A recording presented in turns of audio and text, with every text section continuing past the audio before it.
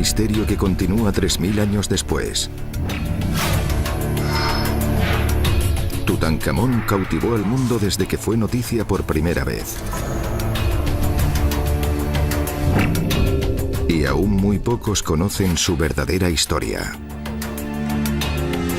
El egiptólogo Chris Nonton está reexaminando las pruebas en busca de nuevas pistas clave. Su misión es revelar los auténticos secretos del faraón niño. Mi intención es separar el mito de la historia real. Quiero llegar al fondo de la cuestión. La investigación cuenta con los científicos forenses más destacados. Hay mucho humo. Es realmente increíble. El software más puntero y equipos de imagen de la más alta tecnología. En la investigación más exhaustiva que jamás se ha hecho, el equipo volverá a examinar los datos desde cada ángulo. Hay una historia nueva y completa que no se ha visto nunca antes. La investigación revelará increíbles respuestas a las eternas preguntas. ¿Por qué su tumba se encontró prácticamente intacta? ¿Qué hace única a su momia? ¿Cómo murió? El verdadero Tutankamón.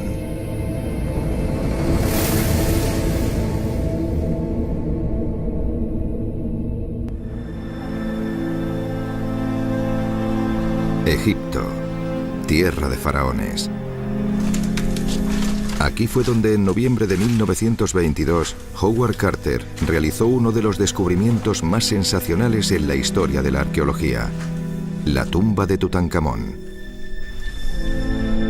El tesoro descubierto era asombroso, con un valor estimado de varios billones de dólares.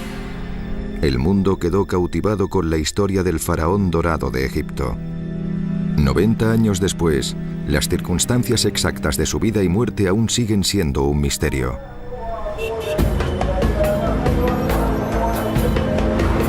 Para el egiptólogo Chris Nonton, este eterno rompecabezas ha avivado su continua fascinación.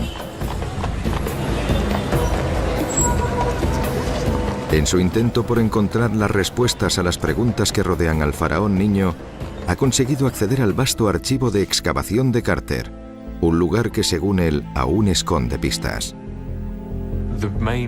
La razón principal por la que aún quedan tantas preguntas sin contestar sobre Tutankamón y su entierro es que, finalmente, la inmensidad del descubrimiento derrotó a Carter. Durante el resto de su vida, pasó su tiempo documentando los objetos, pero murió sin haber publicado nada. Sus notas se archivaron en cajas, cayendo casi en el olvido. Nadie hojeó el material e intentó contestar a las preguntas. Escondidas entre estos documentos originales se encuentran las pruebas de que el faraón niño tuvo un entierro extraño y desfavorable. Ciertos aspectos del entierro resultan anómalos. Por ejemplo, había una gran cantidad de objetos depositados en la tumba de una manera un tanto desorganizada. Podemos verlo gracias a este dibujo. También hay cierto misterio acerca del estado de la propia momia. Las fotografías de la momia muestran que las condiciones en las que se encontraba en su descubrimiento eran bastante desafortunadas, y Carter anotó que había varias vendas de lino por todos lados, ligeramente envueltas. Este lino había sido reducido a la consistencia del hollín. Existen muchos aspectos inusuales en este entierro, muchas preguntas sin resolver. Con estas primeras pistas y otros detalles desconcertantes revelados en sus notas, Chris comienza su investigación para resolver los misterios de Tutankamón. Comenzamos en el mismo lugar en el que Carter hizo su gran descubrimiento: el Valle de los Reyes en Egipto. Dentro de este valle hay un panal de tumbas de antiguos faraones egipcios. Muchas son grandes y complejas, como un laberinto de cámaras interconectadas. Impresionantes estructuras construidas para albergar al faraón durante toda la eternidad tras su muerte.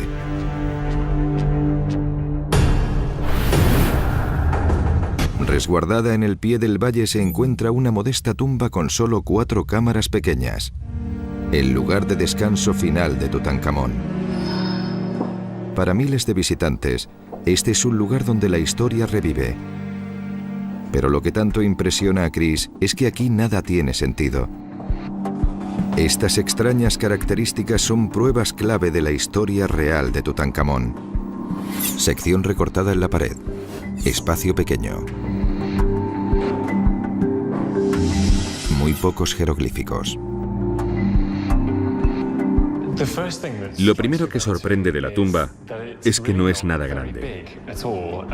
No tiene el tamaño en el que esperas ver enterrado a un faraón. De hecho, es más bien como la tumba de un noble. Dentro de sus confines, Carter y su patrocinador, Carnarvon, encontraron un tesoro oculto encajado en un espacio tremendamente pequeño. En la primera cámara, la antecámara, descubrieron bienes que el faraón necesitaría en el más allá: cuadrigas, armas, divanes y cofres para guardar sus posesiones. En el anexo encontraron más de lo mismo. En la cripta funeraria encontraron 4 santuarios. Dentro del santuario interior se encontraba un sarcófago de piedra.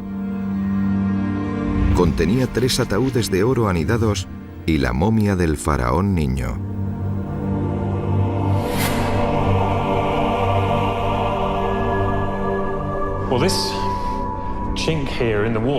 Este boquete en la pared es el resultado del traslado de una gran serie de santuarios a la cripta funeraria. Estos santuarios son enormes. Solo había 30 centímetros entre el santuario exterior y la pared, por lo que los responsables del funeral tuvieron que pasarlo mal para meter todo este material.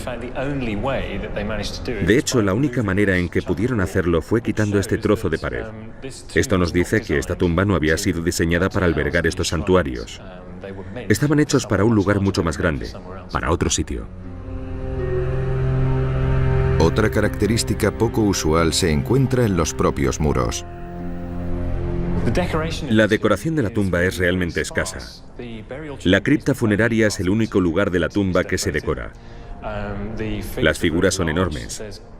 Hay un trozo de pared muy grande sin decorar entre ambas. Normalmente en la tumba de un faraón nos esperamos una gran cantidad de textos religiosos muy esotéricos relacionados con el paso del faraón de la vida a la muerte. Toda la tumba es una aberración.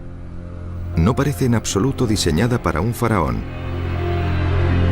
Y también hay algo excepcional con respecto al ataúd. Le cortaron los dedos para que encajara en el sarcófago. Dedos cortados.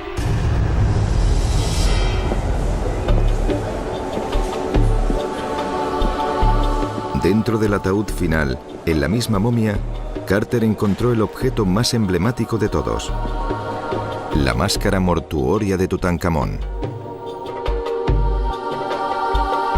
Pero incluso este tesoro de oro mundialmente conocido tiene un secreto oscuro que los arqueólogos están empezando a revelar.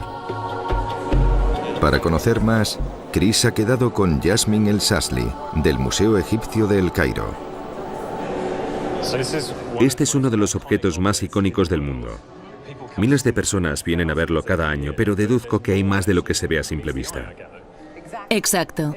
Es una pieza muy famosa. La gente lo observa por su glamour, pero rara vez lo estudian realmente. De hecho, comenzó a estudiarse en condiciones hace poco. ¿En serio? Si observas el objeto de cerca por aquí, verás que hay señales de remachado y soldadura.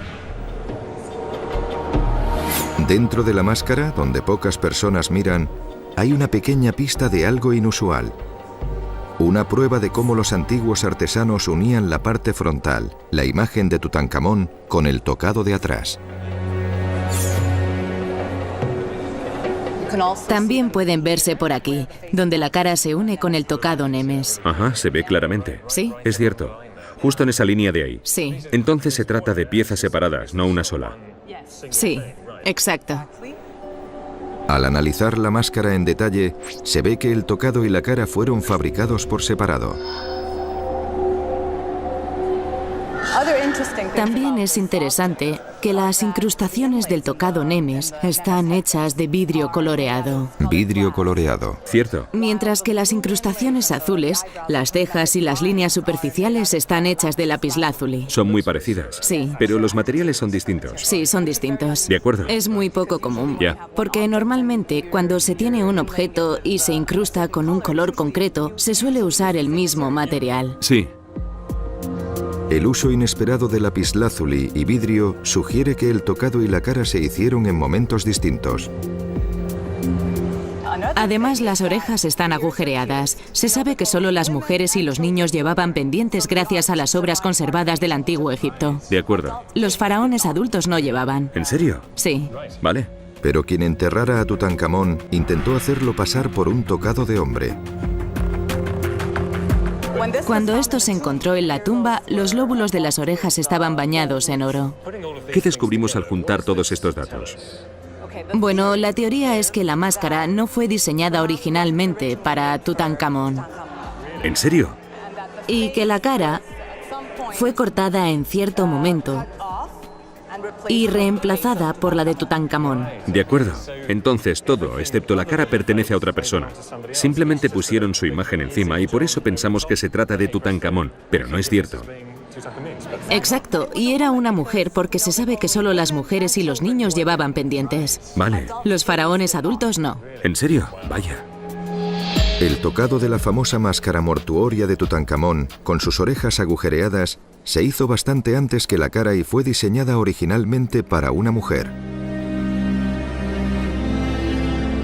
Hay otro objeto en el museo que podría tener la clave de la identidad de esa mujer.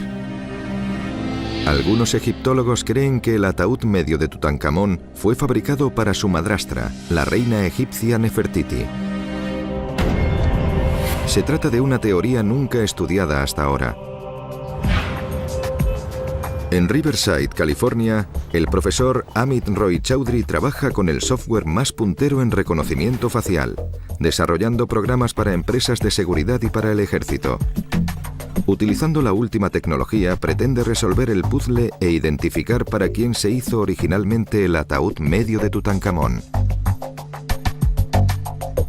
La pregunta que queremos responder es, ¿con qué máscara mortuoria coinciden mejor las características del ataúd medio, con la de Nefertiti o con la de Tutankamón?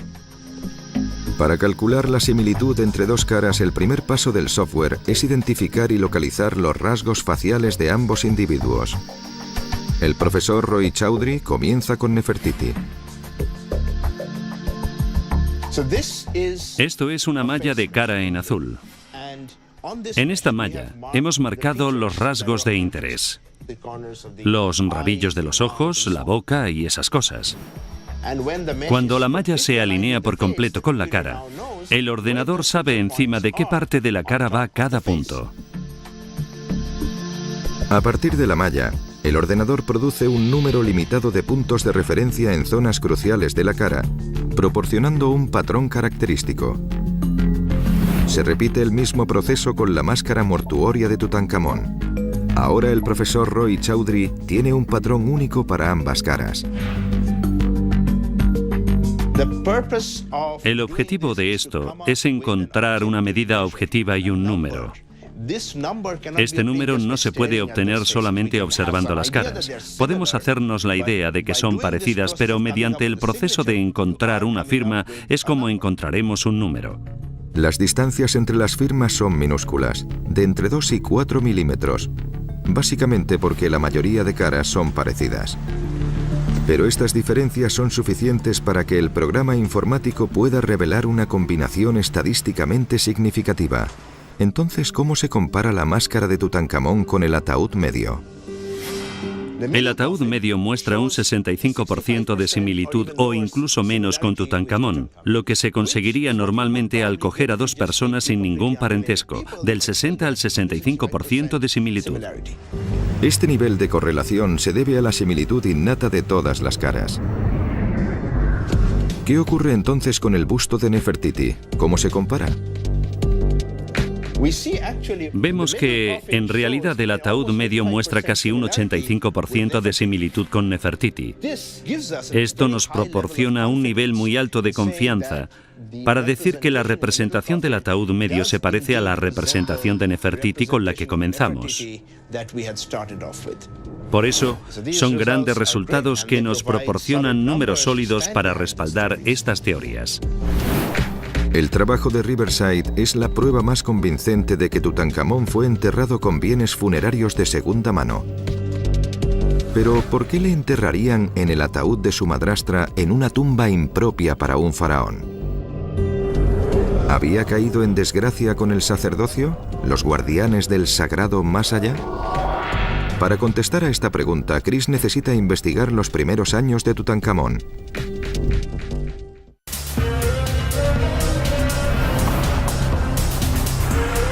Se dirige hacia el sur, al actual Luxor, la antigua capital religiosa egipcia de Tebas.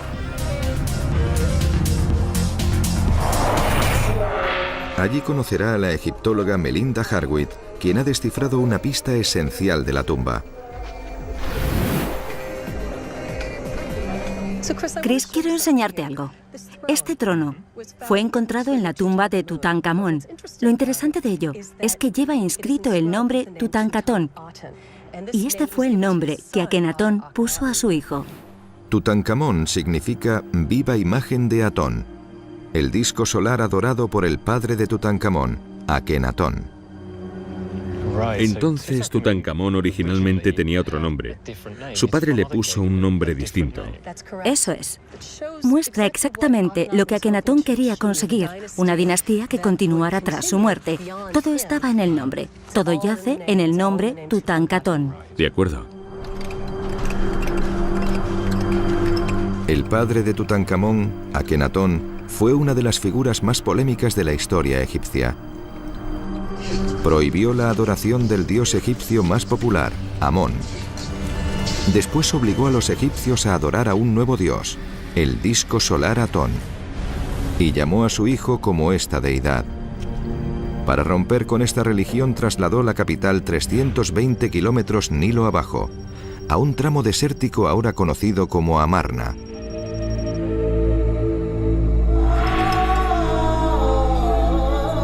El padre de Tutankamón murió cuando él era solo un niño. Y el joven fue coronado faraón. Heredó un reino en crisis. En las tumbas excavadas de Amarna se encuentran personas raquíticas que murieron de malnutrición severa. La esperanza de vida era de solo 22 años. El sueño de Akenatón se había convertido en una pesadilla. Debemos pensar en ese pobre niño. La utopía de su padre se desmoronaba ante él. Aquella enorme carga caía sobre sus hombros de 9 años. Y, por supuesto, se sentía aislado. ¿Qué otra cosa podía hacer sino recurrir a sus asesores de confianza?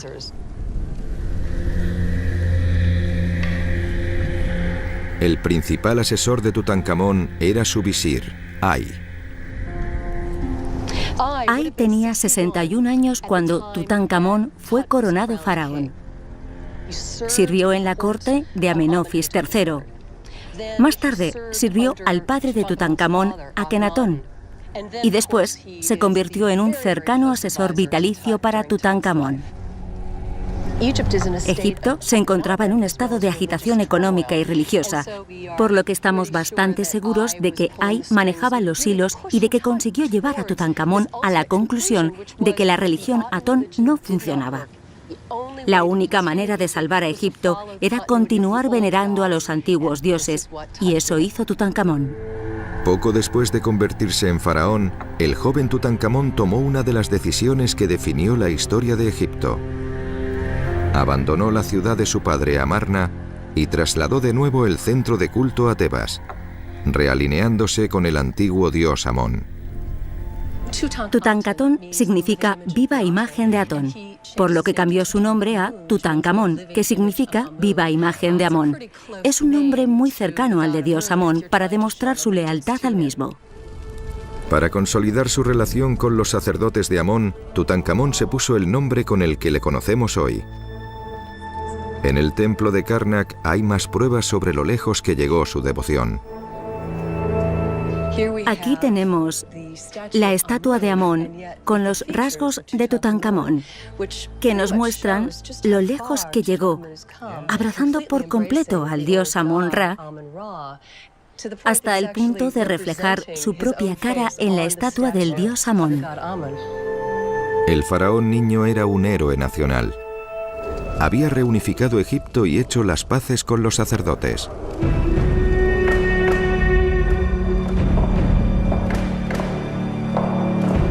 Entonces, ¿por qué no le honraron con una magnífica tumba y un entierro faraónico? ¿Qué pasó? ¿Podría el misterio de su muerte dar alguna respuesta?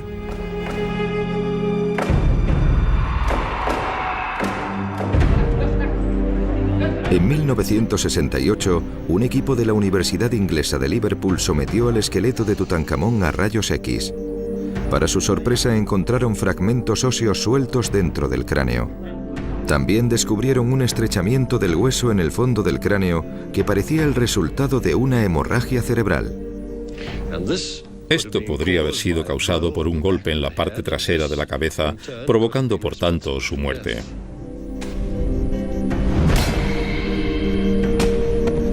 Parecía que el faraón niño había sido víctima de un asesinato brutal.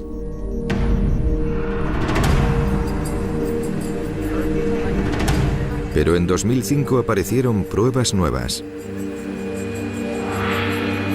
Se realizó un escáner completo de CT de la momia de 3000 años. En un principio se buscaban más indicios que respaldaran la idea del golpe en la cabeza.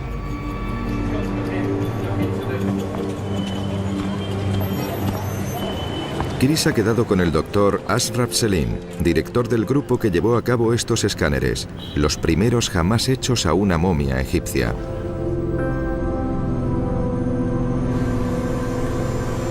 El objetivo principal era buscar la fractura hundida. No lográbamos encontrar ninguna en el cráneo.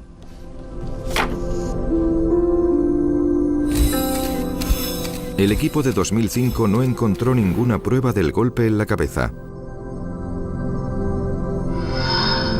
En cuanto a los fragmentos óseos de dentro del cráneo, pensaron que serían roturas de las vértebras del cuello realizadas durante la excavación en la que Carter examinó a la momia.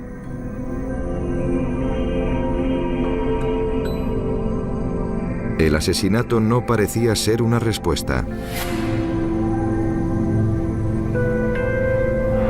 Pero no encontraban nada más. Observamos una fractura peculiar en la parte inferior del fémur, en el lado izquierdo.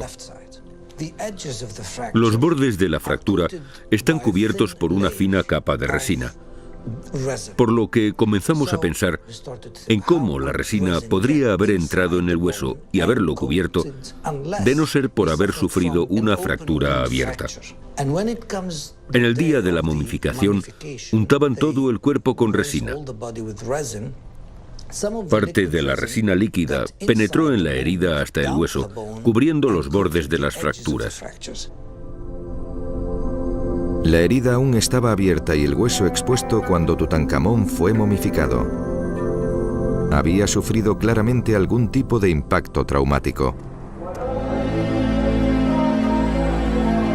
Pero, ¿qué pudo haberlo causado?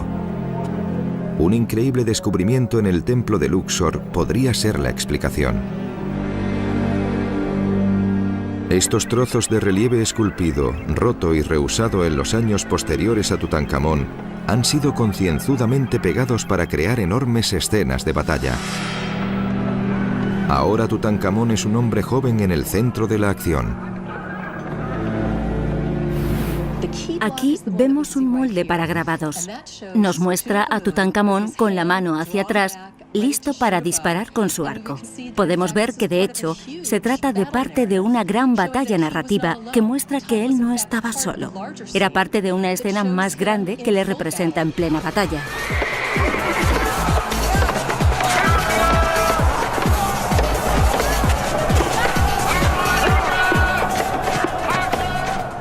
En estos relieves se pueden ver detalles específicos, como las manos de los enemigos clavadas en lanzas de la misma forma que un kebab. Se ve a gente cayendo de la ciudadela y en el barco se contempla la imagen de un asiático enjaulado que se encuentra literalmente suspendido sobre la proa. Ya veo. Pero lo realmente interesante de los vívidos detalles de la matanza de esta batalla es que lo que vemos indica que se trata de eventos históricos reales, a diferencia de otros eventos imaginarios. Esto nos hace pensar que Tutankamón era un guerrero y que participaba en estas batallas. Por primera vez se encontraron pruebas de que Tutankamón fue un guerrero que luchó en las principales batallas extranjeras. Las esculturas podrían proporcionar pistas sobre su muerte.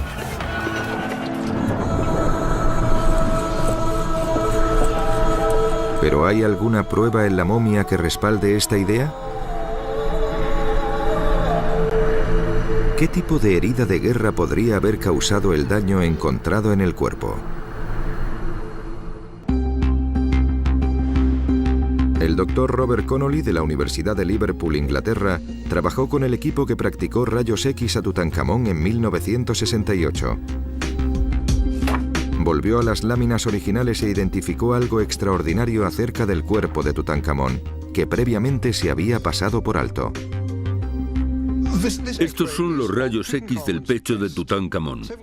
Varias características inmediatas. Primero, no tiene esternón, ha desaparecido por completo.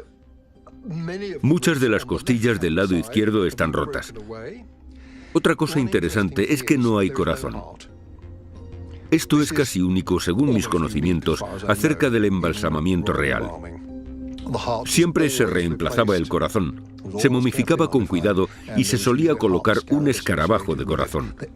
Tutankamón no lo tiene. Por eso sospecho que su corazón estaba tan destrozado que ni siquiera pudieron usarlo como parte de su paso al más allá.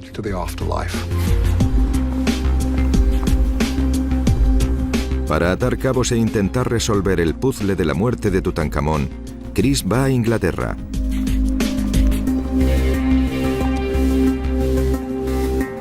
Se encuentra en el Instituto Forense de Cranfield. Aquí un equipo de científicos combina los datos de los escáneres originales y los rayos X que se han realizado durante décadas. Han creado una simulación del cuerpo de Tutankamón en una autopsia virtual utilizando un único invento: la tabla Anatomage. Es un sistema de visualización de imágenes médicas. Esto ayudará en el examen más exhaustivo jamás llevado a cabo acerca de la muerte de Tutankamón. Aquí el equipo pretende resolver el misterio de una vez por todas. Esto permite explorar el cuerpo como si estuviera aquí. ¿Se puede ver dentro? ¿Se puede conseguir una versión mejor de esto? Sí, se puede. Podemos mostrar algunos de los daños. Se ha sacado la caja torácica y la pelvis. De acuerdo. ¿Puedes explicarnos qué ocurre aquí, en las partes ausentes? ¿Qué pudo haber causado esto? ¿Cómo ocurrió? Parece que hubo muchos daños en la parte izquierda concretamente. Encontramos amplios daños en la parte izquierda de la caja torácica, donde se encuentra el corazón. Sí. Pero el cráneo y, curiosamente, la clavícula izquierda permanecen intactos. Aquí también hay daños. Toda la parte izquierda del ilion, la pala ilíaca, ha desaparecido. Ya veo. Os estoy señalando dónde debería estar. Falta esta parte de la pelvis. Vale, obviamente debería encajar este lado. Debería, somos simétricos. Y ha desaparecido por completo. Y encontramos una fractura en la rodilla izquierda también, justo encima. Decías que el corazón debería estar por aquí, ¿verdad? Sí. ¿Lo dibujamos? Sí, ¿se puede? Sí. El corazón estaría por aquí. Vale. Justo en un área ligeramente dañada. El daño se concentra en esta zona de aquí. Sí. No había corazón en la momia de Tutankamón, lo cual es muy poco frecuente. ¿Por qué será? Eso corresponde al daño. Quizá el propio corazón estaba dañado. Probable que si hubiera un daño severo antes de su muerte, concentrado en el lado izquierdo, su corazón fuera dañado también. Por ejemplo, si recibió un impacto directo en su caja torácica, es posible que las costillas se astillaran y agujerearan sus pulmones, y probablemente el corazón. Claro. Y por tanto se podría dañar fácilmente. Y sí, yo diría que fueron los embalsamadores quienes se lo quitaron. Si esta hipótesis es cierta y el corazón estaba tan dañado como para retirarlo, tuvo que haber sido algo realmente serio. Tuvo que ser un daño severo. ¿Por qué todo el daño se centra en esta estrecha franja? ¿A qué se debe? Puede que suene inverosímil, pero ¿podría tratarse de una rueda que le recorriera esa parte del cuerpo?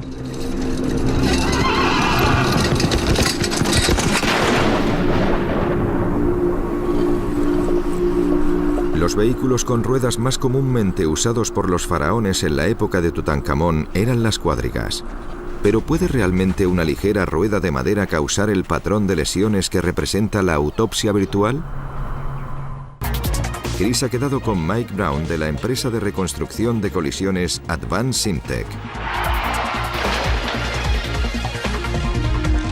Son especialistas en modelización informática de accidentes automovilísticos para juicios e investigaciones de seguridad automovilística. Por primera vez, Mike pretende comprobar si el mismo software es capaz de crear modelos informáticos para analizar un supuesto de colisión de cuadrigas. Quizá esto pueda arrojar luz sobre lo que le ocurrió a Tutankamón. Lo primero que Mike quiere hacer es entender cómo funciona una cuadriga. ¿Intentas mantenerte en ese eje o te pones delante? ¿Cómo repartes el peso? Debes poner la mayor parte del peso sobre el eje. Ha ido a conocer a un grupo de especialistas que tienen una réplica de una cuadriga egipcia, perfecta para su propósito de reconstrucción virtual. Te avisaré justo antes de que el escáner pase por ti. Con un escáner de láser construye una imagen de 360 grados de la cuadriga con el conductor en su sitio, que luego insertará en el software. Vale, ahora volverá hacia ti, Jack.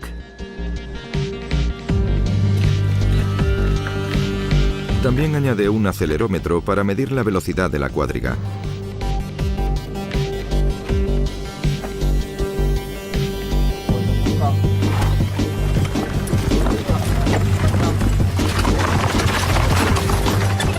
Mientras se conduce la cuadriga sobre varias superficies, Mike filma el movimiento y graba los datos.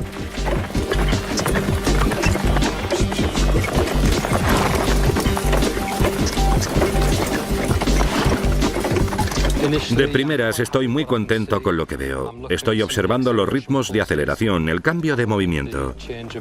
Lo que haremos ahora es llevarnos los datos a la oficina y prepararlos para la reconstrucción de Tutankamón.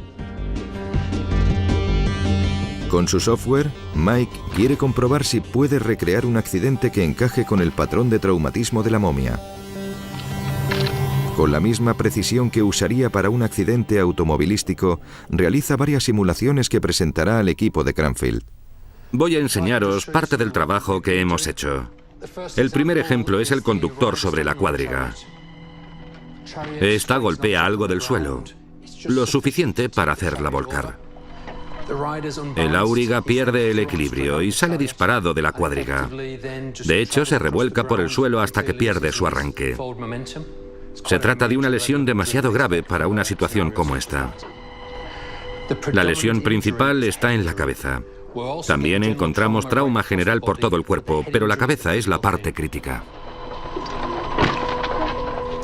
Vale, eso no encaja con lo que vemos aquí. En la momia de Tutankamón no hay daños en la cabeza. El simple hecho de caer de una cuadriga no habría provocado las lesiones observadas en la momia. El siguiente modelo muestra a Tutankamón tumbado en el suelo, siendo atropellado. Pero impactara como impactara la cuadriga contra el cuerpo, no produciría el patrón de lesiones específico en línea recta en pelvis y torso que se observa en la momia. Para Mike, aún queda otro supuesto por probar. En este supuesto, el auriga está en el suelo, pero no tumbado como antes. Está sobre sus rodillas. Esto nos permite conseguir un impacto directo, una contusión en el torso. La rueda va a impactar en la parte izquierda de la pelvis y del pecho. Hemos desarrollado diversas variantes de ello.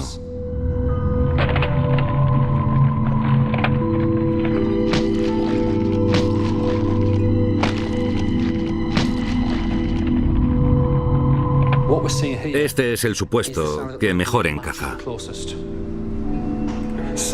Entonces, ¿estáis de acuerdo con que este tipo de golpe provoca un traumatismo visible en el lado derecho, pero no toca las partes del cuerpo que aparentemente están intactas? Es una buena combinación de lesiones. Encaja con los hechos y los síntomas que vemos aquí, y es lo bastante severa como para causar la muerte. Sí. ¿No te parece, Mike? Buena pregunta. ¿Es suficiente? ¿Tan grave es el accidente? Todo está en su sitio, pero ¿es suficiente para matar a alguien? Hay órganos críticos tras la caja torácica. A tal nivel de traumatismo, la fuerza se aplica directamente sobre el pecho. Se comprimen las costillas, posiblemente se rompan y, por lo tanto, detrás están los pulmones y el corazón, órganos críticos para la supervivencia. Mike ha diseñado una simulación que reproduce las lesiones observadas en la momia. Esto encaja perfectamente con el supuesto de la batalla en la que Tutankamón fue masacrado.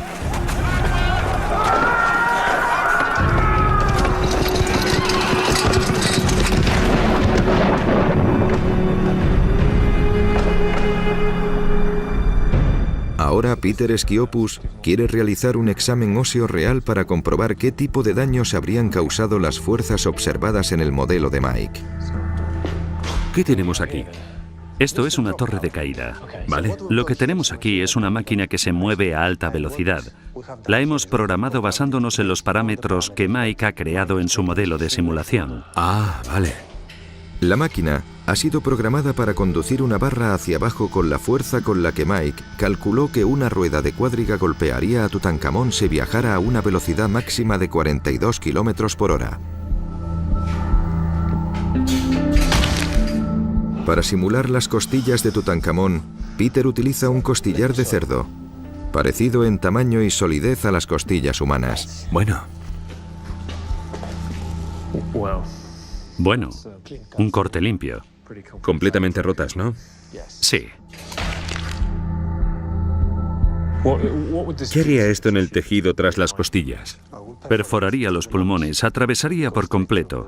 No cabe duda. ¿Sería suficiente como para atravesar el pulmón hasta el corazón? Desde luego. Vaya. El experto en trauma Ian Horsfall analiza los resultados. Como veis, la carga aquí es de unos 800 newtons, unos 80 kilos. Se han desplazado unos 12 milímetros, como 1,2 centímetros, y se han fracturado limpiamente. Entonces, ¿cuál sería el resultado de una lesión como esta? ¿Qué gravedad tendría? Potencialmente bastante seria, porque atravesaría hasta los pulmones, por lo que hay muchas posibilidades de que estos se colapsasen después. Además de que pudiera tocar y dañar otro órgano como el corazón. También habría riesgo de desgarre de los vasos sanguíneos principales, como la aorta dentro del pecho, lo cual provocaría una muerte muy rápida. Entonces, no hay muchas posibilidades de sobrevivir a un accidente como este. ¿No es así? Creo que la muerte es bastante probable, sí.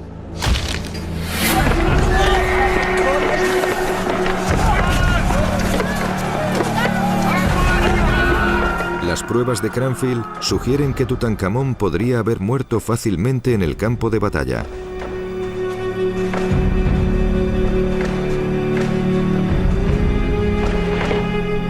Como a todos los faraones egipcios, se le preparó para la momificación. Y el corazón desaparecido respalda la suposición de que su torso estuviera severamente dañado. De acuerdo con la experta en momificación egipcia Salima Ikram, los embalsamadores quitaron el corazón como último recurso. Debió de quedar tan machacado que resultaba irreconocible. Para los egipcios, el corazón era lo más importante, porque creían que era la base del intelecto, la emoción, el carácter, el alma. El corazón se dejaba en el cuerpo porque se necesitaría en el más allá para enfrentarse a los dioses que les juzgarían. Tutankamón es probablemente la única momia real que no tiene el corazón intacto. Es muy peculiar que no tenga corazón, y eso es muy significativo porque es una parte clave del cuerpo que se necesita para sobrevivir en ultratumba. Los egipcios momificaban a sus muertos porque creían que vivirían para siempre, que la ultratumba era la vida eterna, por lo que necesitaban preservar el cuerpo lo mejor posible, ya que el alma debía volver a entrar en él para reanimarlo y vivir así a nivel físico en el más allá, igual que a nivel espiritual.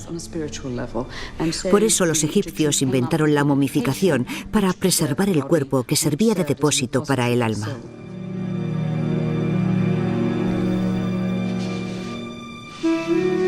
La momificación era un ritual en el que se secaban los cuerpos con sales y se ungían con aceites y resinas antes de envolverse en vendas de lino. Las momias de la 18ª dinastía, los predecesores inmediatos de Tutankamón, son consideradas por muchos los ejemplos más sofisticados de embalsamamiento que existen. Pero según Howard Carter, la momificación de Tutankamón no coincidía con las normas de la época.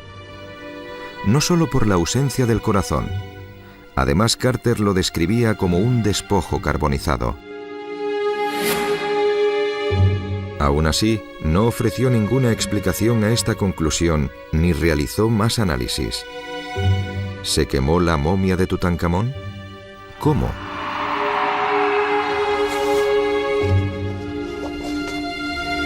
El misterio quedó 90 años sin resolver hasta ahora.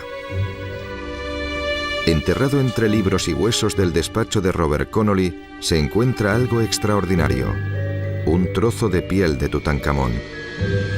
Es la única pieza que se encuentra fuera de Egipto y ha permanecido intacta durante décadas. Tenemos fragmentos muy pequeños del tejido de Tutankamón que nos fueron concedidos en 1968 para determinar grupos sanguíneos. Están muy ennegrecidos, como podéis ver.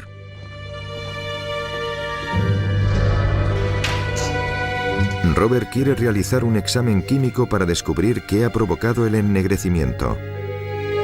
Como control, también cogerá una muestra de esta momia para poder compararla con sus hallazgos sobre el tejido de Tutankamón. Esta momia es una muy buena comparación para trabajar con Tutankamón. Pertenece casi seguro a la 18ª dinastía y por eso será de la misma edad que Tutankamón. Vamos a coger un trocito. Robert pretende colocar las muestras de tejido bajo un microscopio de escaneo electrónico para descubrir su composición química. Tengo una muestra para ti. El microscopio funciona lanzando un rayo de electrones a la muestra y midiendo cómo se dispersan al rozar los átomos del tejido. El patrón de dispersión indica a los investigadores qué elementos químicos se encuentran presentes en la muestra y en qué proporciones relativas. Esta es, según tengo entendido, la primera vez que se analiza a una antigua momia egipcia mediante este método espectroscópico. La primera muestra analizada es la momia de Liverpool. Para ayudar a Robert en su análisis está el arqueólogo Matthew Pontin.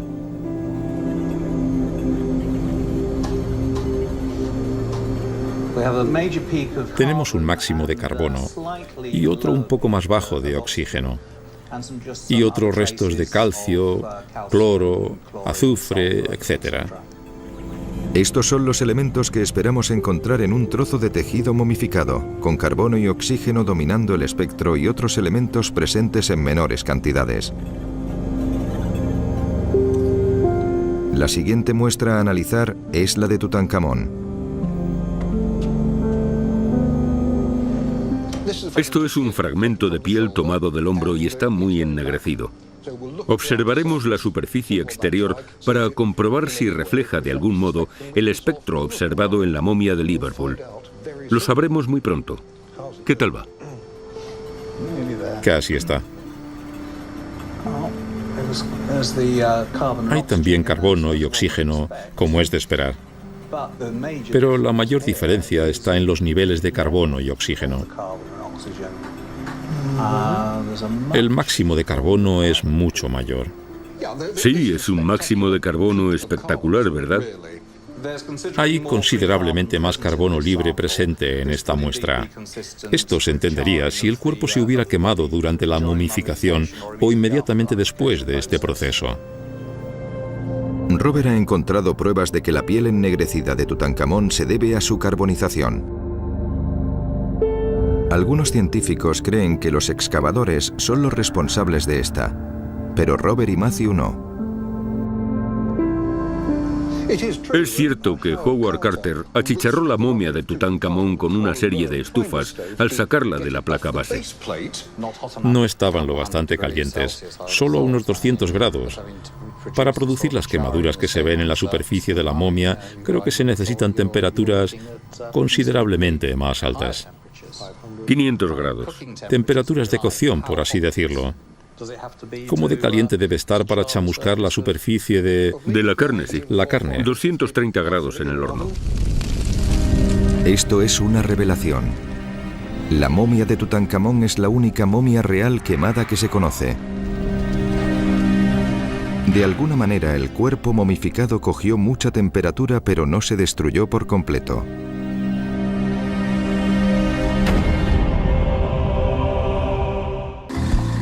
¿Qué misterioso proceso es el responsable de la quemadura del tejido?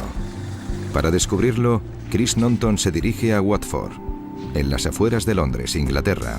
Con los resultados del análisis químico de la momia, se dirige al BRE, donde se investigan incendios en construcciones. En él se encuentra uno de los laboratorios de ensayos de incendio más importantes del mundo.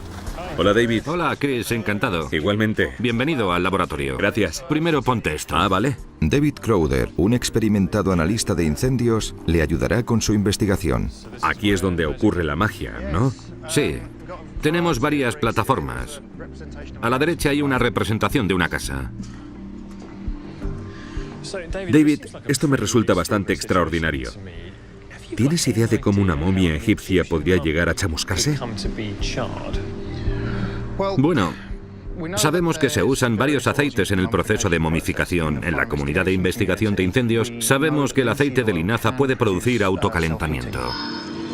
El aceite de linaza es uno de los tipos de aceites vegetales con propiedades de autocalentamiento que podrían haberse usado en el embalsamamiento de Tutankamón. La reacción térmica se acelera cuando el aceite se expande por una superficie grande, como las telas o vendas empleadas en la momificación. ¿Pero podría eso quemar una momia? Hemos preparado unos cuantos trozos de tela y aceite de linaza. Queremos maximizar la superficie del aceite que se está adhiriendo a las telas para que la reacción pueda tener lugar con el mayor acceso al aire posible. El autocalentamiento se produce cuando el oxígeno del aire reacciona con el aceite al secarse. Cuanta más superficie haya, más oportunidades habrá de que se produzca la reacción de secado, lo cual genera más calor. Para que ocurra es importante que el aceite no se haya secado, que aún esté húmedo. Sí, si el aceite ya hubiera completado su reacción, entonces no expulsaría más calor. Pero si los aceites del cuerpo aún estuvieran húmedos cuando se colocaron las vendas, entonces sí es posible. Sí. Las telas se empapan y se colocan firmemente para que el aceite no se seque demasiado rápido. como las vendas de esta momia, donde el aceite aún está húmedo. Después se cubren con más telas, como las vendas exteriores de las momias. Esta es la zona de ensayo donde colocaremos las muestras. Aquí tengo pares térmicos. Los metemos en los vendajes y así podremos controlar la temperatura que se alcanza dentro.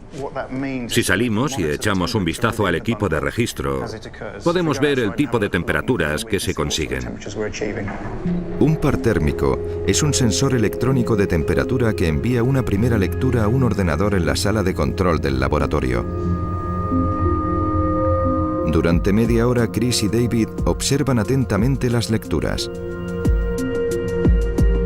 Pero no parece que ocurra nada con las muestras. De repente la temperatura aumenta vertiginosamente. Empieza a salir humo, hasta que la reacción alcanza una velocidad desenfrenada. Tenemos temperaturas, como veis, de 324 y casi 360 grados en estas. ¿Estás de broma? ¿En tan poco tiempo? Sí. ¿Has superado los 300 grados? Sí. Es realmente increíble. Un simple proceso con aceite de linaza, telas y aire.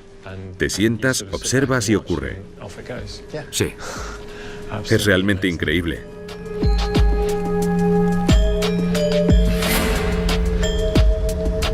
En los últimos años, este tipo de reacciones ha provocado varios incendios importantes como este de Filadelfia. Se originó cuando un constructor se olvidó unas telas mojadas en aceite.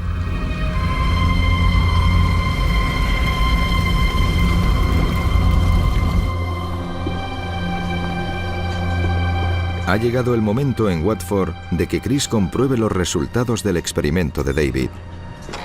Vale, ha producido un poco de humo. Creo que es mejor dejarlo un minuto para que se asiente. Dejemos la puerta abierta. De acuerdo.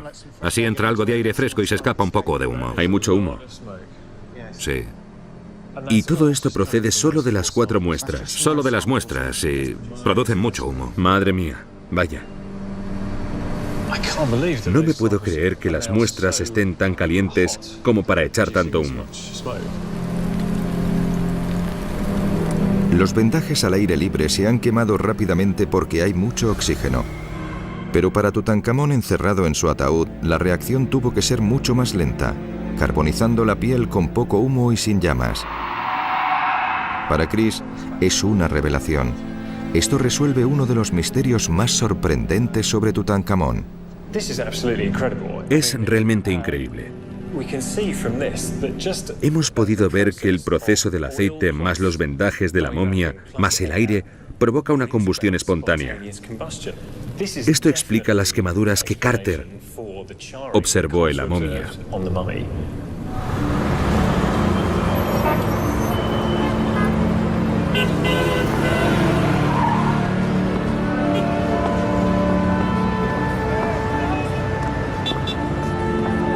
Armado con sus nuevas y explosivas pruebas, Chris vuelve al Cairo. Quiere discutir estos descubrimientos con la experta en momificación Salima Ikram.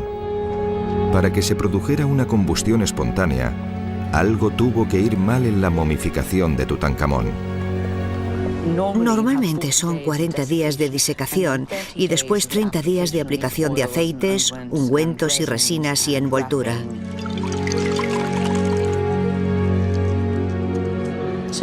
Es posible que esta combustión se produjera al no cumplirse correctamente los plazos de aceitado y secado, porque se hicieron con prisas. De acuerdo. Pero mira lo que hizo. Esta pobre cosa está totalmente destruida. Pobre. ¿Hay alguna otra cosa como esta fuera de lo normal? La incisión de embalsamamiento también es un poco extraña. Tenemos fotografías, podéis verlo aquí. Eso es el embalsamamiento. Oh, es cierto. Por ahí penetran. Eso es, en lugar de hacerlo de manera pulcra aquí, Ya. o así, este atraviesa el ombligo y es muy grande, brutal y bastante inusual.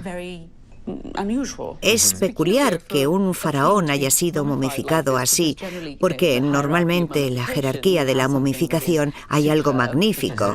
Está el faraón y por debajo las élites. La gente común a veces ni siquiera era momificada.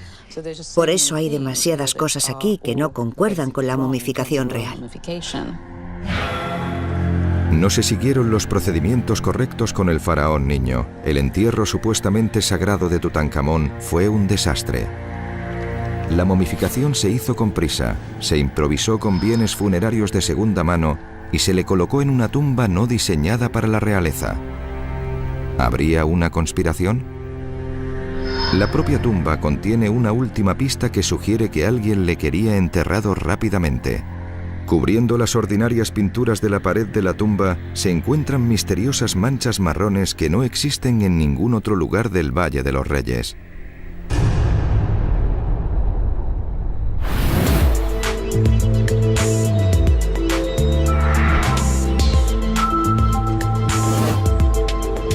Son el sujeto de un estudio llevado a cabo por el Instituto de Investigación Getty en Los Ángeles, California.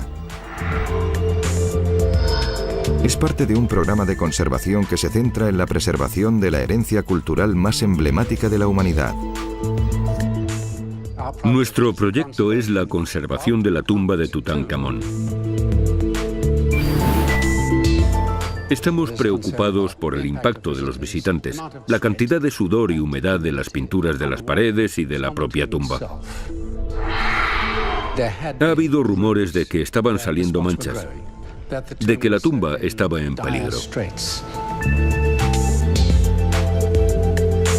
Por temor a una infestación, los científicos de Getty examinaron una muestra del material marrón en un espectrómetro de masa, una máquina que distingue la composición química exacta de un espécimen. En la Universidad de Harvard, el microbiólogo Ralph Mitchell analiza sus resultados. ¿Veis este pico? Esto indica gran cantidad de ácido málico, que es un producto metabólico común de los microbios.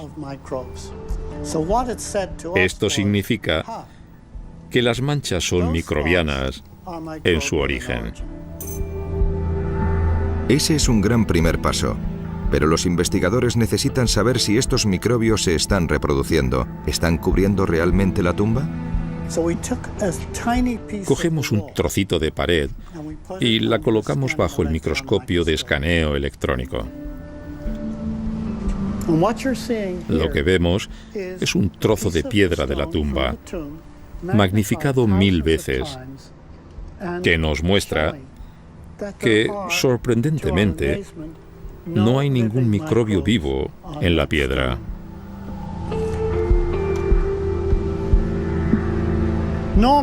Normalmente, habríamos esperado encontrar moho en todo el trozo de pared. Lo que vemos aquí es un micrógrafo de exploración de electrones del moho creciente en una superficie normal. Aquí vemos cómo crecen las fibras del moho. Este es el trozo que falta en la pared del faraón. Esto era un misterio. Había un rastro químico en la pared, ácido málico, que mostraba pruebas de acción microbiana. Aún así no se encontraron microbios vivos. Y un estudio de las fotografías originales de Carter nos muestra que las manchas son iguales ahora y en 1923. No han aumentado en 90 años. Si no las han causado ni microbios vivos ni los turistas modernos, entonces, ¿quién? ¿Y por qué son únicas en la tumba de Tutankamón? Ralph Mitchell ha identificado unos microbios modernos con química similar a los que produjeron las manchas. Ahora nos gustaría saber qué tipo de entorno permitiría el crecimiento de estos hongos y produciría las manchas marrones. Por eso creamos un experimento de simulación. Ralph cree que el crecimiento de hongos depende de la humedad y que las paredes de la tumba de Tutankamón tuvieron algún tipo de humedad, lo que permitió la aparición de moho. Para probarlo, tomó una muestra de los trozos de piedra y de tela húmedos y secos, y los dejó durante una semana para ver qué ocurría. Como esperaba, el espécimen seco muestra muy poco crecimiento, pero ¿qué ocurrió con el húmedo? Después de una semana, se puede ver que tanto en la piedra como en el lienzo hay un gran crecimiento fúngico. Ralph lo considera un indicador del entorno de la tumba de Tutankamón cuando ésta se selló. Y la razón por la cual es única. Esta tumba se preparó con prisas, se pintó con prisas, enterraron al faraón en la tumba y la sellaron. Hay humedades porque la pintura no se había secado. La tumba se convirtió en una incubadora. La investigación de Ralph muestra que la tumba, igual que la momia, se terminó deprisa y corriendo. Pero ¿quién podría apresurar el proceso sagrado del enterramiento? ¿Y por qué?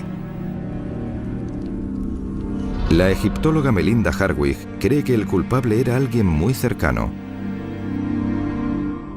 Sabemos que Tutankamón fue enterrado rápidamente, lo cual implica que lo enterró alguien cercano, alguien de clase alta, un oficial, y tenemos una pista que nos indica quién pudo ser. Ay, el visir, aparece representado en la ceremonia de apertura de la boca. Esta ceremonia se realizaba con una azuela ritual. Pretendía devolver las facultades sensitivas a la momia para que el alma siguiera utilizando el cuerpo en el más allá. Normalmente lo hacía el hijo del padre fallecido, pero aquí solo tenemos el ejemplo de un oficial realizando este ritual sobre el faraón fallecido. Probablemente porque Ay quería legitimar su reclamación del trono. Ay había sido el asesor jefe de Tutankamón desde que éste fuera coronado. Sintió que le tocaba gobernar. Pero las pruebas muestran que Tutankamón había nombrado a otra persona para sucederle en caso de desastre. Tutankamón quería a Horemheb, su general, como sucesor, pero Horemheb estaba luchando en Siria, dejando un vacío de poder. La otra cuestión era que los dos hijos de Tutankamón y Angesenamón habían muerto. Por ello, no había sucesor legítimo, dejando un vacío de poder del que Ay podría aprovecharse. Como asesor principal de Tutankamón, Ay podría dirigir el entierro del faraón mientras Horemheb seguía en la guerra y apoderarse así del trono. También hay que tener en cuenta que cuando un faraón moría, se convertía en un dios, por lo que tanto por la parte viva como muerta, era favorable para Ay convertirse en faraón de Egipto.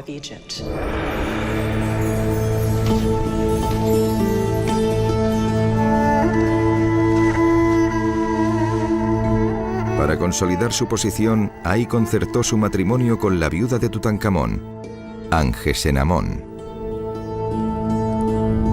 Hay pruebas de un anillo grabado con el cartucho de Ay y el de Angesenamón. Es como un contrato de boda, es decir, muestra que ambos se casaron.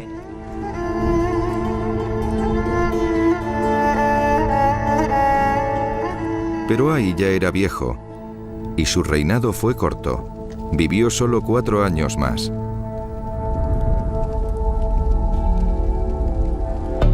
Y su tumba da un giro en la historia de Tutankamón.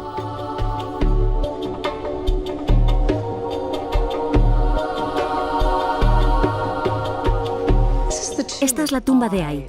Es mucho más grande. Está más decorada que la de Tutankamón. Sin embargo, parece destinada a Tutankamón. Es el tipo de tumba que un niño de 9 años, esperando vivir mucho tiempo, habría empezado a construir. Pero no fue Tutankamón quien acabó aquí, sino Ay. Existe una interesante teoría que dice que las tumbas están cambiadas. Lo que pasó entonces fue que esta tumba, la de Ay, estaba diseñada para Tutankamón y la de este sería finalmente para Ay. Ahí fue enterrado con los ornamentos de un gran faraón, supuestamente en la tumba robada de Tutankamón. Y las peculiares características de la tumba de Tutankamón ya tienen una explicación. Al parecer, el faraón niño fue enterrado apresuradamente en las estrechas cámaras de Ay para que su asesor pudiera hacerse con el trono. Después, los guardas de la Acrópolis sellaron la tumba condenando a Tutankamón a una eternidad de insignificancia. Pero por alguna misteriosa razón que hasta hoy ha contrariado a los arqueólogos, la suya sería la única tumba real en el Valle de los Reyes en sobrevivir intacta durante siglos. Cuando en noviembre de 1922 se revelaron de nuevo sus tesoros, causó sensación en todo el mundo. Aún así, el descubrimiento es una posibilidad entre 1.000.000. En 1914, a Howard Carter y su patrocinador, Lord Carnarvon, les concedieron la excavación en el Valle de los Reyes, a pesar de que el arqueólogo anterior había declarado que el valle estaba sobreexplotado. Durante 6 años, Carter, con el apoyo de Carnarvon, excavó por todo el valle. Carter tenía el presentimiento de que Tutankamón estaba ahí, pero no encontraron nada. El 1 de noviembre de 1922 comenzaron las obras en un nuevo sector del valle. A principios de la temporada empezaron a destapar lo que parecía claramente una escalera.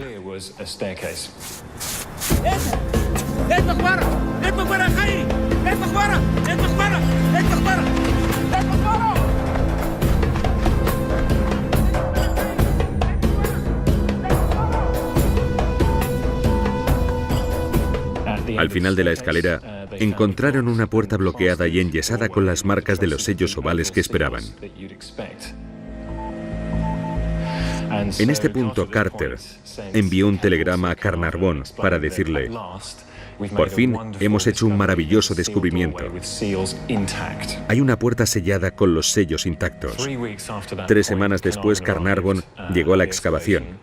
Entonces los trabajadores ya habían despejado el pasadizo hasta la segunda entrada bloqueada.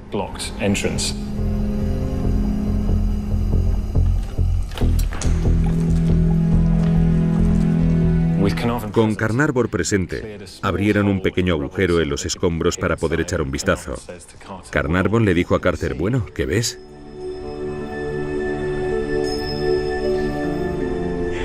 Y en ese momento Carter nos pronunció sus inmortales palabras: cosas maravillosas, imágenes extrañas, animales y oro. El oro brilla por todos lados.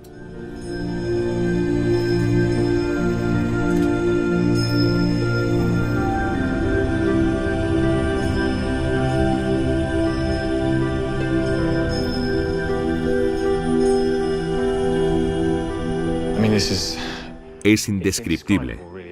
Es todo lo que un arqueólogo puede desear. Una tumba intacta, tal y como estaba 3000 años antes. Es lo mejor que te puede pasar como arqueólogo.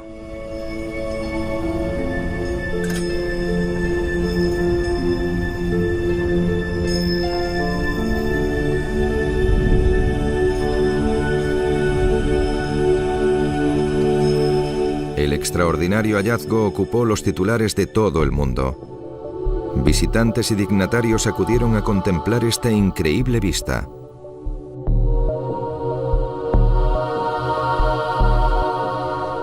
Era el descubrimiento arqueológico más importante que se había hecho hasta entonces. Tenía todos los ingredientes deseados. Criaturas exóticas, dioses y diosas, objetos espectaculares y realmente bonitos. Oro resplandeciente por todos lados, como dijo Carter. Carter reclutó un equipo para conservar y recoger los tesoros con el fin de moverlos a El Cairo de forma segura. Había divanes bañados en oro y un glorioso trono. Cofres del tesoro y maquetas. En el centro de la tumba había una serie de ataúdes. El más interior estaba hecho de oro macizo y pesaba 110 kilos. contenía la momia del faraón niño. Pero Carter pronto se dio cuenta de que no estaba tan inmaculada como se esperaba. Carter se fijó en que parte del material de la tumba había sido profanado y esto era muy significativo, por lo que incorporó a su equipo a un hombre llamado Alfred Lucas, que tenía experiencia en investigación de la escena del crimen. De hecho, se le conocía como el Sherlock Holmes de Egipto. Lucas identificó varias pruebas de que la tumba había sido asaltada antes de que Carter llegara. De nuevo, las fotografías de Harry Barton muestran claramente las pruebas que indicaba Lucas. Algunos de los objetos colocados dentro de los cofres estaban claramente destinados a guardarse en otro lugar, y probablemente así fue. Lucas también descubrió que en un caso en particular había huellas en uno de los cofres que quizá pertenecían a la gente que había entrado y profanado el material.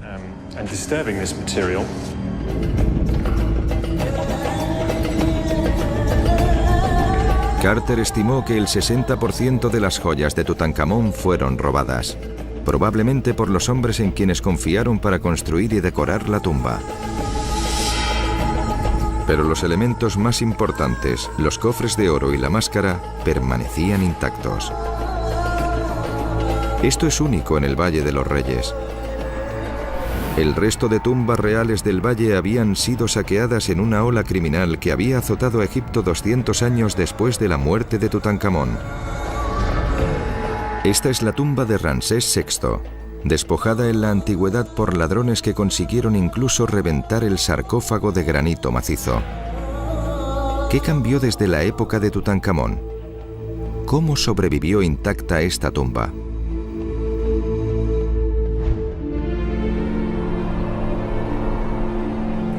Durante la 20ª dinastía, las cosas empezaron a desmoronarse en Egipto.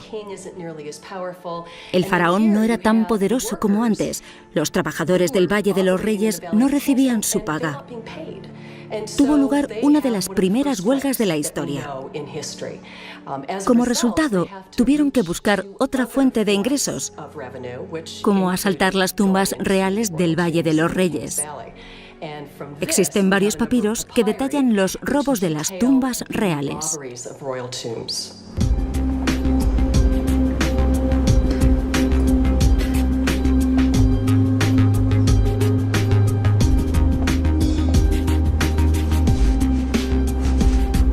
Uno de estos notables documentos habla de los asesinatos en serie que se produjeron en aquella época turbulenta. Se conoce como el papiro Mayer B y fue escrito hace casi 3000 años. Detalla el juicio de un saqueador de tumbas en la 20ª dinastía de Egipto. ¿Qué dice este texto? Habla de la tumba de Ramsés VI en el Valle de los Reyes. Por los documentos sabemos que a menudo la gente involucrada trabajaba en la comunidad de construcción de tumbas y Mayer B se refiere a dos hombres de esta comunidad de trabajadores. En realidad fueron asesinados por otro miembro de la banda. Impresionante. Estos ladrones irían muy lejos para borrar sus huellas. ¿Se sabe algo de las personas que hicieron esto? Obviamente fueron capturadas. Sí. ¿Y qué les ocurrió después? Algunos papiros hacen alusión a los castigos que recibirían y habían recibido. Mayerá hace referencia a las personas condenadas por crímenes y habla de la hoguera. Vale. En realidad, los mataban de una manera brutal. Otra parte del documento muestra la cantidad de metales preciosos que los ladrones se llevaban de las tumbas. Sí, hay un inventario de los tipos de objetos que se llevaban de las tumbas, hechos de cobre, oro o plata, el tipo de material del que estas bandas podían deshacerse rápidamente.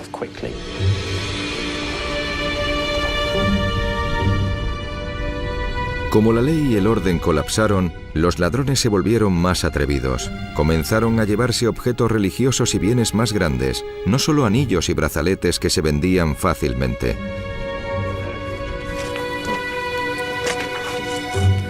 Los ladrones más exitosos desarrollaron una red de contactos entre sacerdotes y altos cargos.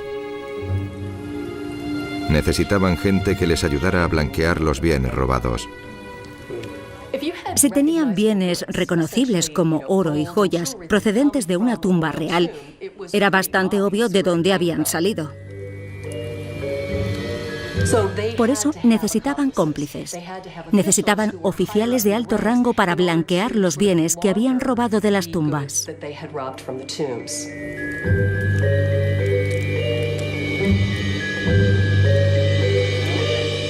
Durante esta ola criminal, todas las tumbas del Valle de los Reyes fueron despojadas de sus tesoros, excepto una. Lo curioso en esta situación, en la que todas las tumbas reales habían sido robadas, es que la de Tutankamón permaneciera prácticamente intacta.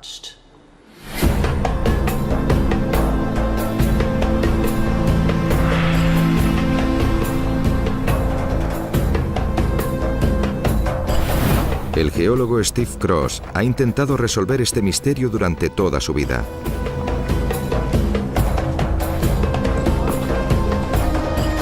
Desde los 8 años me he interesado por el antiguo Egipto y especialmente por el Valle de los Reyes.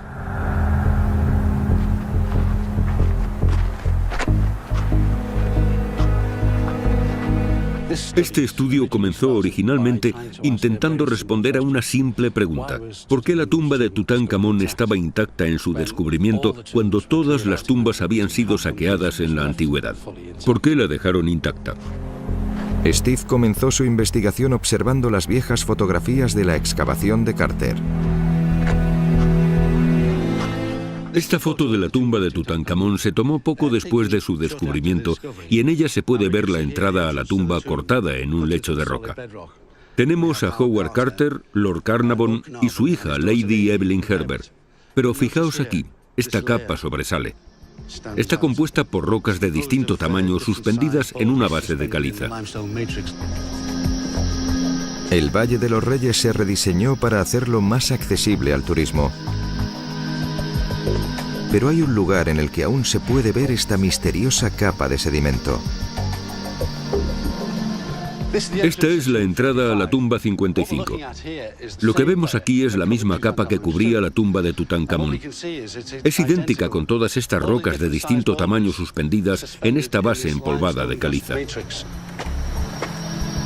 Lentamente se iba desarrollando una teoría, pero Steve necesitaba más pruebas.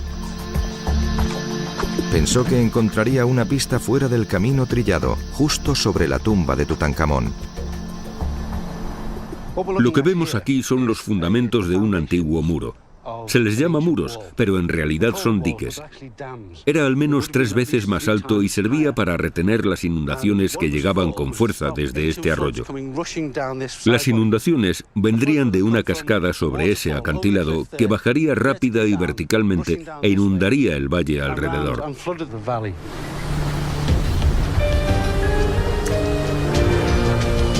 Steve empezaba a preguntarse si la clave estaría en una dramática anomalía del clima desértico. Una riada, una de las fuerzas más devastadoras del desierto.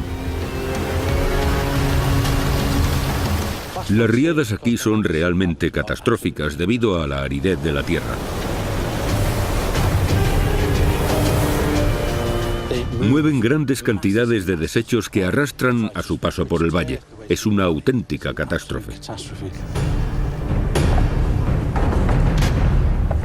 Steve encontró otra pista para respaldar su teoría en una de las tumbas anteriormente robadas del valle. Esta tumba es el lugar de enterramiento de los hijos de Ramsés II. Sus cámaras interiores son ejemplos de la fuerza de las inundaciones a lo largo de los años. Se aprecian claramente las sucesivas capas de inundación que han llenado esta cámara casi hasta el techo. Y una capa en particular, esta de aquí, va desde las piedras grandes progresivamente hasta las más pequeñas al llegar al tope de la capa de inundación. Esto fue causado por la riada al entrar en la cámara. Primero se cayeron las piedras más pesadas y después las más ligeras, al reducirse la velocidad de la inundación.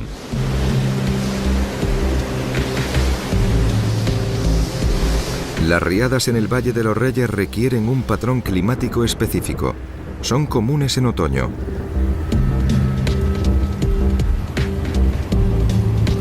Un sistema de bajas presiones sobre el Mediterráneo sur genera vientos en dirección este sobre el sur de Egipto. Estos recogen la humedad de las amplias aguas del Nilo. Cuando la masa de aire se eleva sobre las colinas de Tebas hacia el oeste, la humedad cae en forma de lluvia torrencial. Y ese patrón climático sigue activo a día de hoy. Aquí tenemos la tumba de Ramsés I y Seti I. Como veis, se construyeron muros modernos alrededor de la entrada a las tumbas para protegerlas de las riadas actuales que volverán a ocurrir.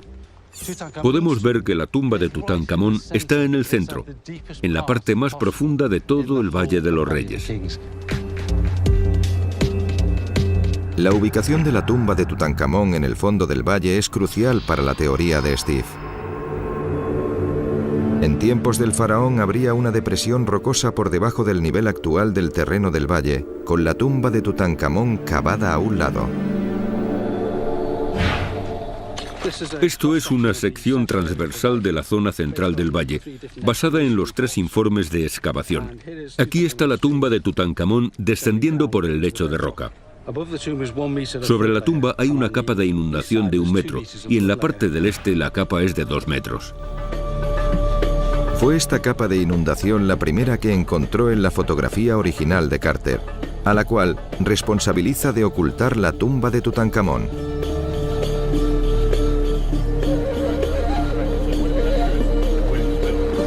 Chris ha vuelto al Valle de los Reyes para ponerse al día con Steve y escuchar esta teoría de primera mano.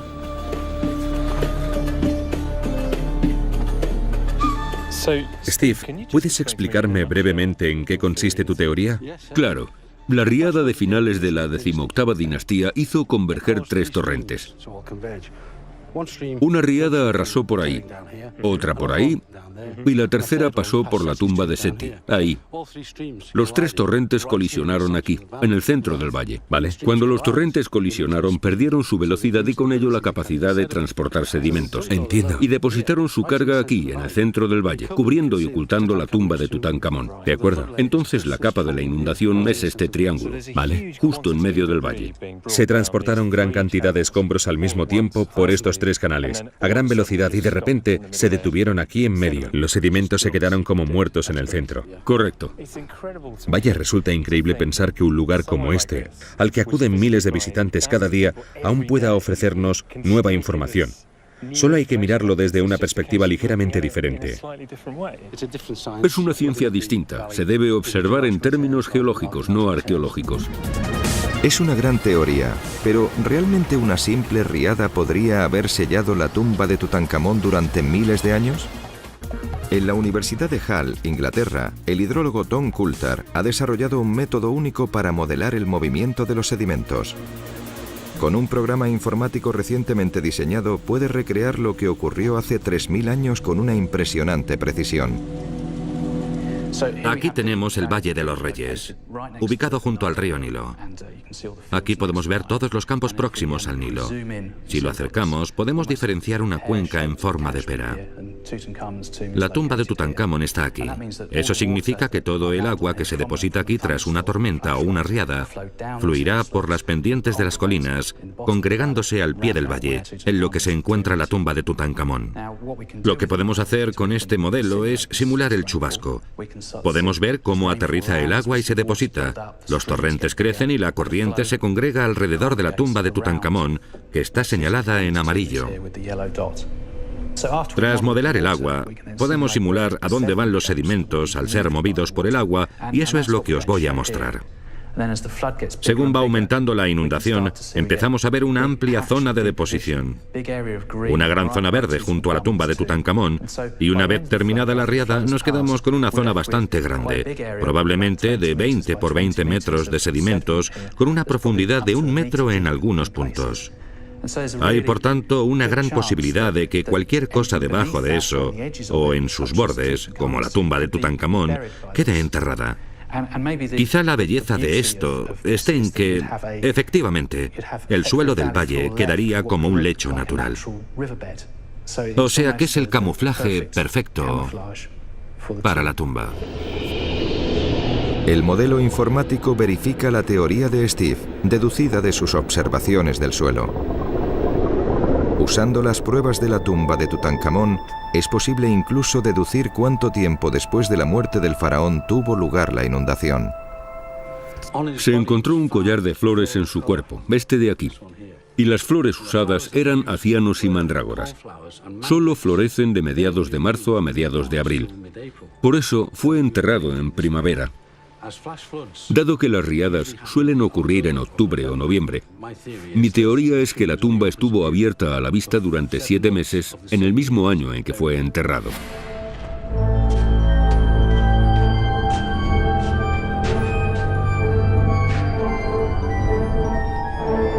Steve cree que durante el verano de 1327 a.C., el año en que murió Tutankamón, los ladrones entraron en su tumba y robaron los objetos de valor de fácil transporte.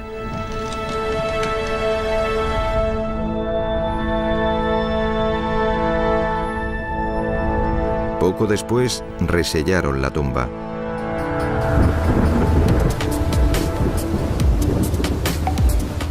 Steve cree que en el otoño de ese año, una depresión mediterránea se movió hacia el sur. Los vientos del este azotaron el Nilo y se formaron cumulonimbos sobre las tierras altas del oeste.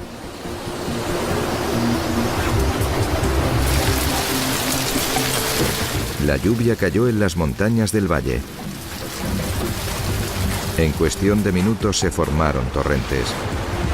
En el fondo de la cueva se depositaron toneladas de sedimentos. Se selló la tumba de Tutankamón, escondiendo sus tesoros durante miles de años. Cuando se acaba la riada y el agua de la inundación desaparece, el sol egipcio sale y endurece la capa de la inundación como el cemento, por lo que cualquiera que viniera después pensaría que era el suelo natural del arroyo y no había tumbas debajo. Para Chris, este es el final de su viaje y una oportunidad para reflexionar sobre todo lo que ha descubierto.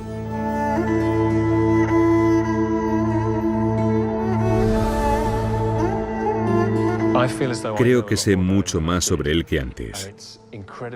Y es muy gratificante haber podido ver las pruebas tan de cerca. Me siento más cerca de él. Creo que estamos más cerca de conocer a la persona real.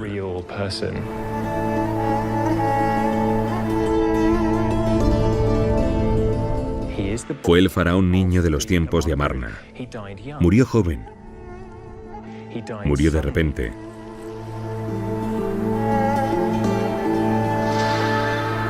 Fue enterrado en una tumba que no le correspondía. Los adornos de su entierro eran piezas de conjuntos que se habían usado para otras personas. Después la tumba se selló. Y gracias al acto natural de Dios, quedó cubierta por completo hasta el momento en que Howard Carter descubrió la tumba y, lógicamente, se convirtió en la sensación hasta convertirse en la figura más conocida que tenemos del antiguo Egipto. Pero para Steve Cross, la historia no acaba aquí. Aunque está convencido de haber dado respuesta a la pregunta de por qué la tumba de Tutankamón permaneció intacta durante siglos, hay otro misterio que quiere resolver. Al final de las excavaciones de 2009, dirigí 2 escáneres GPR, radar de penetración del terreno. Lo que esto hace es enviar impulsos de radar a través de los sedimentos hacia los fundamentos, para saber qué hay sin necesidad de excavar. Lo que mostraron ambos escáneres estaba hacia este lado de la excavación. Cortada en un lecho, había una explanada idéntica a la de enfrente de la tumba de Tutankamón. Y luego, frente a la casa de descanso, a una profundidad de 8 metros, había un pasadizo descendente lleno de gravilla, idéntico a la tumba de Tutankamón. ¿Es posible que haya otro enterramiento en el fondo del Valle de los Reyes, a unos metros de donde se descubrió a Tutankamón? Esto indica que la capa de inundación de finales de la 18ª dinastía cubrió y ocultó la tumba de Tutankamón. Lo que indican los escáneres GPR es que puede haber otra tumba.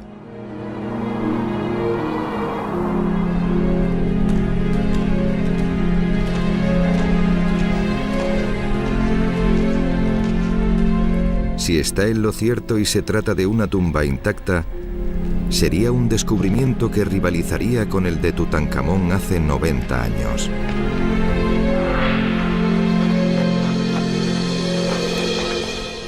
Una de las grandes preguntas que nos planteamos como egiptólogos es: ¿hay alguna otra tumba de Tutankamón? ¿Queda alguna tumba intacta en el valle? Creo que forma parte de un egiptólogo mantener la esperanza de que aún queda algo por descubrir. ¿Tú qué piensas? ¿Que hay otra? Aún quedan varias tumbas por descubrir.